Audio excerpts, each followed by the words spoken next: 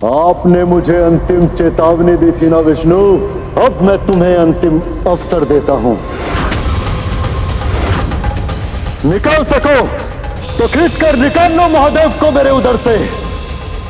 दुष्ट, अधर्मी, मेरे प्रभु को मां पार्वती से दूर किया है तूने। उन्हें बंदी बनाने का दुस्साहस किया है तूने। तुझे इसका दंड भोगना ही होगा।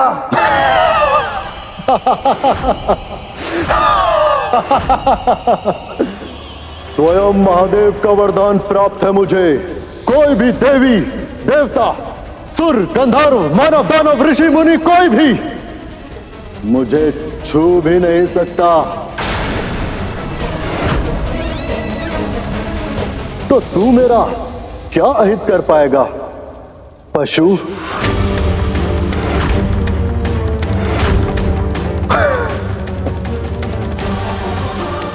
अहंकार वश ही सही, मगर तूने शिव के सबसे बड़े भक्त को मार्ग सुझा दिया।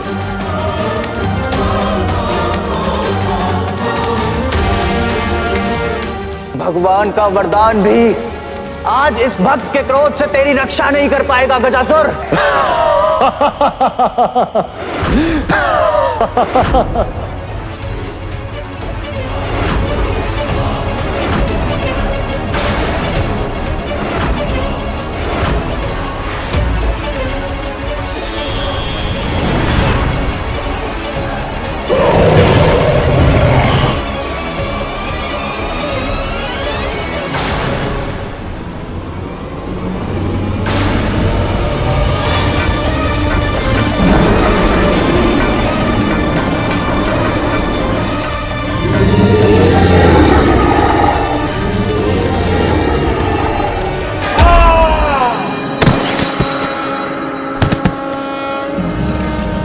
तुमने ये वरदान मांगा कि किसी देवी, देव, दानव, असुर, गंधर्व, मानव, ऋषि मुनि कोई भी तुम्हारे प्राण नहीं हर सकता, लेकिन ये नहीं मांगा कि कोई पशु भी नहीं मार सकता।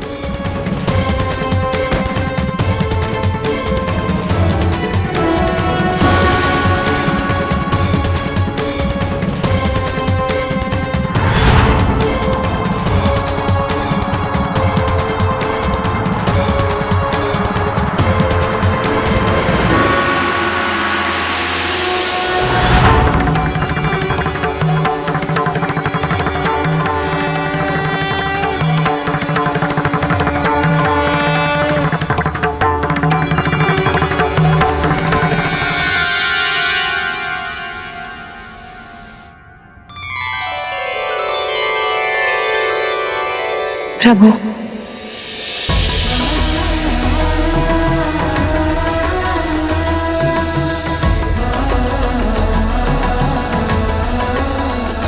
क्या हुआ माँ? आप इतने प्रसन्न, वो भी इतना अधिक, और उसके कारण सब और प्रकाश मिल गया। माँ क्या हुआ? मेरी प्रसन्नता इस प्रकाश के कारण नहीं है पुत्र। ये प्रकाश मेरी प्रसन्नता का कारण है, क्योंकि इस प्रकाश से तेरे पिता का अस्तित्व जुड़ा है। मेरे पिता से? हाँ पुत्र, और अब ये संकेत है कि वो वापस आ रहे हैं। मैं अपने पिता से मिलूंगा। वो कैसे दिखते हैं? वो कौन है? उनका नाम क्या है? पुत्र, मैं तुझे सब कुछ विस्तार में बताऊंगी, परंतु अभी मुझे स्नान के बाद अपनी पूजा समाप्त करनी है। तब तक मैं क्या करूँ माँ? कुछ ऐसा दीजिए ना कि मैं आपकी सेवा कर सकूं। आ मेरे साथ।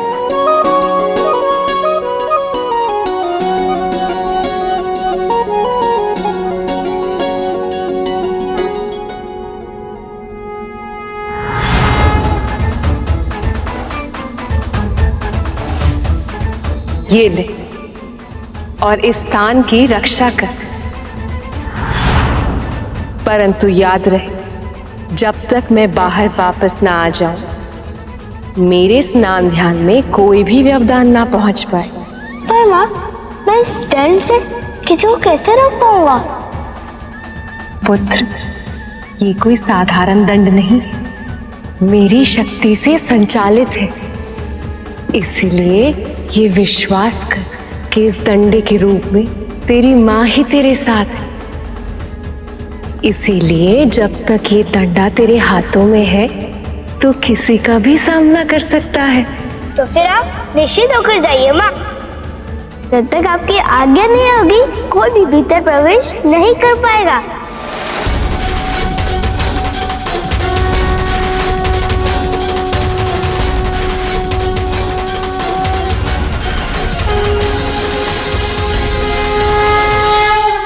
मुझे क्षमा कर दीजिए प्रभु।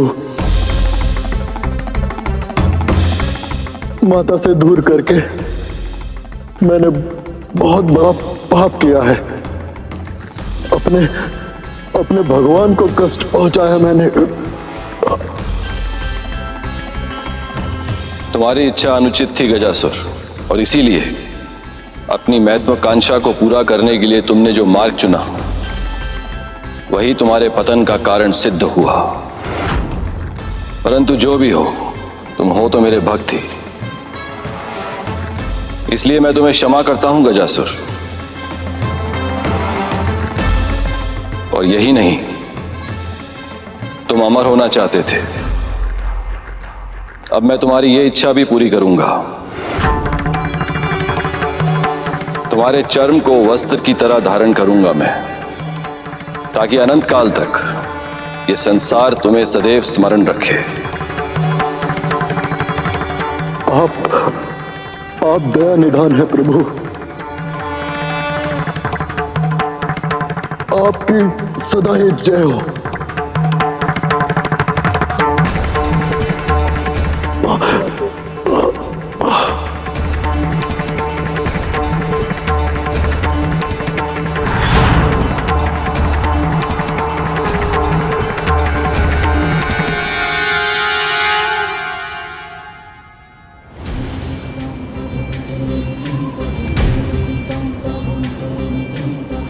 मुझे क्षमा कर दीजिए प्रभु, बहुत बड़ी भूल की है मैंने। क्रोध में आकर गजासुर पर आक्रमण कर दिया। ये तक नहीं सोचा कि मेरे वार से आप भी चोटिल हो सकते थे। यही नीति का विधान है नंदी, तुम्हें ही गजासुर का अंत करना था।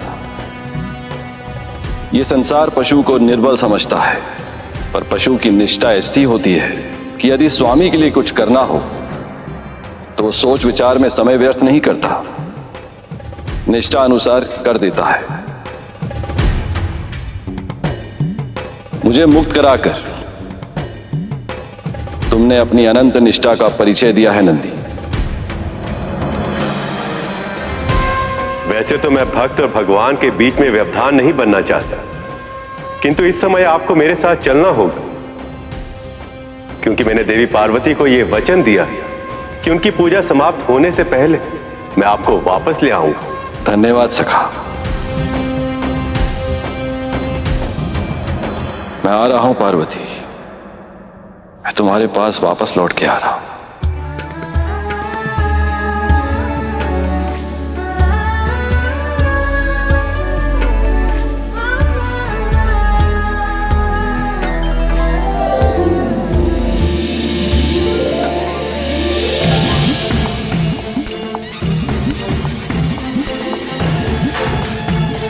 जहाँ एक और कैलाश में बालक गणेश अपनी माँ के आदेश का पूर्ण निष्ठा से पालन करने को प्रस्तुत थे। चाहे कुछ भी हो जाए, मेरे रहते अंदर कोई भी प्रवेश नहीं कर सकता। वहीं दूसरी ओर महादेव भी अपनी अर्धांगिनी, अपनी प्रिय देवी पार्वती से एक बड़े विवाह के पश्चात मिलन हेतु कैलाश में प्रवेश कर चुके थे। नंदी, प्रभु इतने तीव्र गति से चल रहे हैं, बहुत प्रयास करने पर भी हम उनके पग से पग नहीं मिला पा रहे। इस समय प्रभु के मन में माँ से मिलने की इतनी तीव्र इच्छा है कि उनके पांवों की गति आंधियों के वेग से भी अधिक हो गई है। ऐसे में हमारा पीछे छूटना तो स्वाभाविक है श्रृंगी।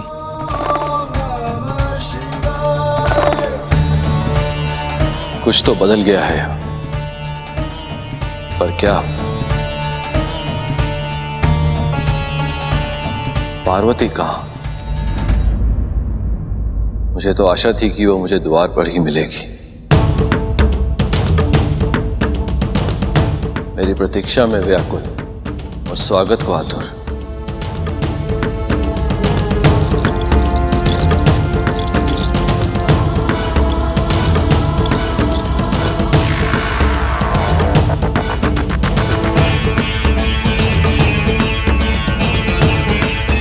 ये कौन है जो यहाँ चले आ गए हैं?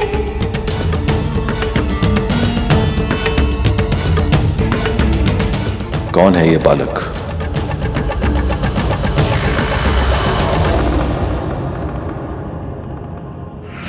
परंतु याद रहे, जब तक मैं बाहर वापस ना आ जाऊं, मेरे स्नान ध्यान में कोई भी व्यवधान ना पहुंच पाए।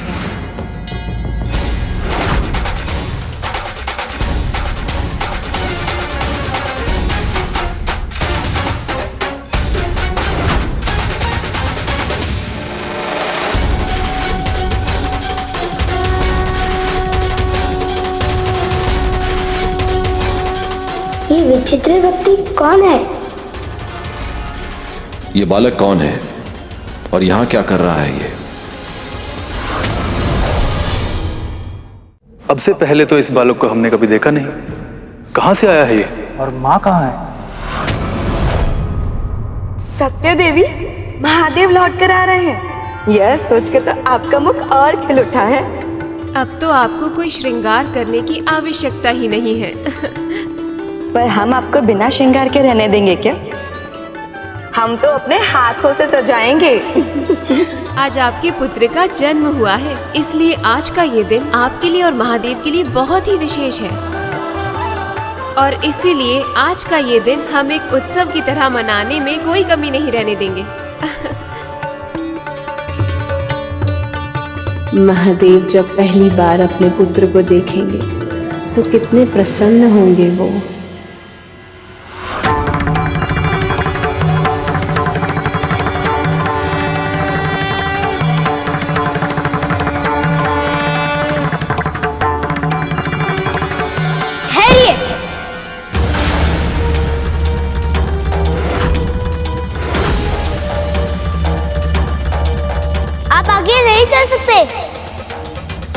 माँ की आगे है कि जब तक वो स्वयं बाहर ना आ जाए तब तक किसी को भीतर जाने की अनुमति ना दूं।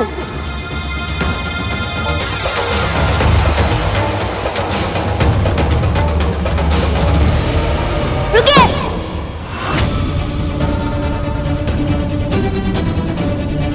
भीतर प्रवेश करना वर्जित है। अपना परिचय तक तो दिया नहीं और आगे बढ़े चल जा रहे हो कौन तुम? महादेव से इतना कटाक्ष प्रश्न, कौन है ये दुस्साहसी बालक? ये बालक प्रभु से इतनी उद्दंडता से कैसे बात कर रहा है?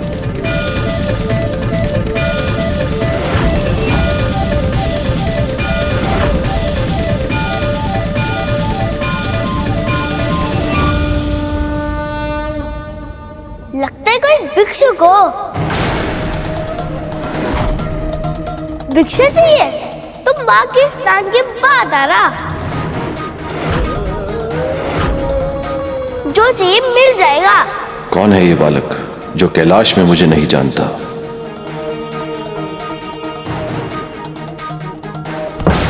सुना नहीं? तुम्हें आगे बढ़ने की आज्ञा नहीं है।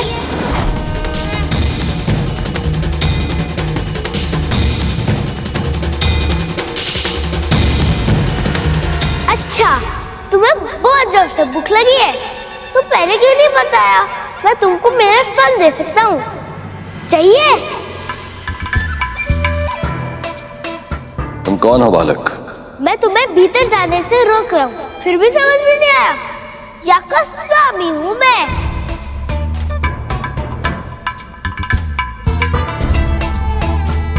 ये तो स्वयं को कैलाश का स्वामी कह रहा है। इतना तो साहस, और वो भी महादेव के सामने। और तुम मेरे द्वार पे आए हो, इसलिए तुम अपना परिचय दो। कौन हो तुम? कहाँ से आए हो? मैं तो कल्पना भी नहीं कर पा रहा हूँ कि भगवान गणेश ने अपने पिता महादेव से ऐसे प्रश्न किए होंगे, इस ढंग से बात की होगी।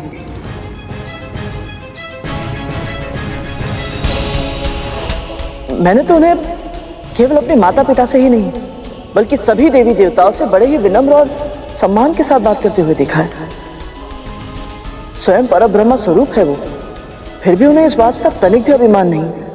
फिर ऐसा इसलिए कर क्योंकि तुम उस समय की बात कर रहे थे जब उन्हें इस बात का आभास नहीं था कि उनके माता पिता कौन और वो स्वयं कौन। हम जिस समय की कथा कर रहे हैं उस समय तक गणेश भगवान गणेश नहीं बने थे। ना तो उन्हें अपनी वास्तविकता का आभास था और ना ही अपने पिता की पहचान का ज्ञान। वो तो केवल अपनी मां को जानते थे। वो इस बात से अज्ञात थे कि उनके सामने जो देव है वो उनके पिता है और उनका अपमान करना मतलब क्रोध को आमंत्रण देने के समान था।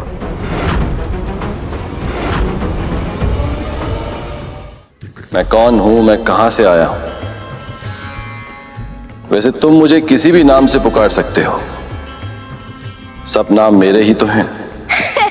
तो तुम्हारा भी कोई नाम नहीं है, मेरा भी नहीं है। मेरी माँ ने अभी तक नहीं रखा। तुम रहते कहाँ? घर कहाँ है तुम्हारा? ये महादेव का ही घर है बालक। मैं सर्वव्यापी हूं, सृष्टि के कण कण, फिर चाहे वन हो या नगर, फिर चाहे गांव पर्वत हो या शमशान, सभी स्थान मेरे ही घर हैं। ये समझ लो कि ये संसार मेरे घर की धरती है और ये आकाश मेरे घर की छत। वैसे ये कैलाश भी मेरा ही घर है। अब तक तो मैं तुम्हें भिक्षुक समझ रहा था और तुम तो बहरूपी निकले। ए बालक,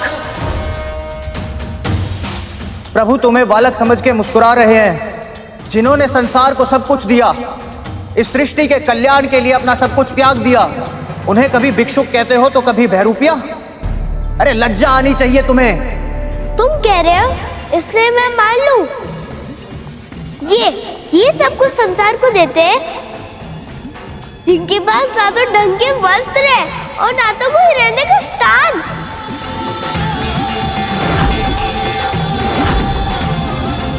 और बातें तो इतनी बहकी बहकी करते हैं कि कह रहे हैं क्या? तो फिर और क्या पुकारूं इन्हें? जाकर जल में अपना प्रतिबिंब देखो, कोई भिक्षुक या बहरूपी रखते हो? कितनी घनी जटाएं है तुम्हारी, कभी सोच करके सुलझाते नहीं हो क्या? और विडंबना यह है कि जिस समय वो बालक महादेव से ऐसे प्रश्न कर रहा था, उस समय मां पार्वती अपना श्रृंगार करते हुए भी महादेव के ध्यान में ही रमी थी और उनकी स्तुति करते करते उस बालक के प्रश्नों के उत्तर दे रही थी। परंतु वो बालक अपने अज्ञान और अभिमान के कारण उन्हें सुनने में असमर्थ था। ये केश उन्हें बहुत प्रिय है, जिस तरह मुझे प्रिय है मेरे महादेव की जटाएं, क्योंकि वो शुद्धता के प्रतीक है। महादेव ने अपनी जटाओं में गंगा को बांधकर उसे भी पवित्र कर दिया है। तभी तो महादेव की जटाओं के एक सिरे से जो गंगा निकलती है और जब वो धरती पर जाती है तो उसमें स्नान करने वाले सभी के पाप धुल जाते हैं। और ये ललाट के बीच में आँख क्यों है? दो आँख देखने के लिए कम कर रही थी क्या? स्वामी का तीसरा नेत्र इस बात का प्रतीक होता है कि हम जो दो आंखों से देख पाते हैं वो सदैव सत्य नहीं होता।